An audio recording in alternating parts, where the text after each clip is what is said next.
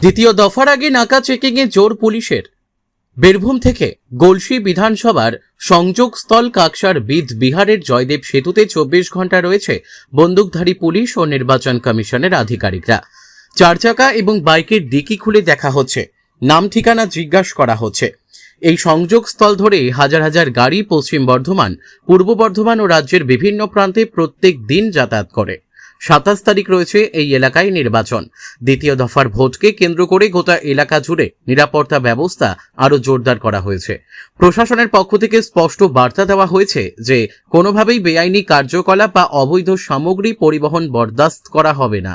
সেই কারণেই গুরুত্বপূর্ণ এই অজয় সেতুতে 24 ঘন্টা নজরদারি চালানো হচ্ছে এবং প্রতিটি যানবাহনকে পুঙ্খানুপুঙ্খভাবে তল্লাশি চালানো হচ্ছে। বিশেষ করে নির্বাচনকালীন সময়ে নগদ অর্থ, মদ বা অন্যান্য প্রলোভনমূলক সামগ্রী পাচার রুখতেই এই কড়াকড়ি ব্যবস্থা নেওয়া হয়েছে বলে জানিয়েছে প্রশাসন। পুলিশের পাশাপাশি নির্বাচন কমিশনের আধিকারিকদের উপস্থিতি পুরো প্রক্রিয়াকে আরও স্বচ্ছ ও নিয়ন্ত্রিত করছে। Report PB news.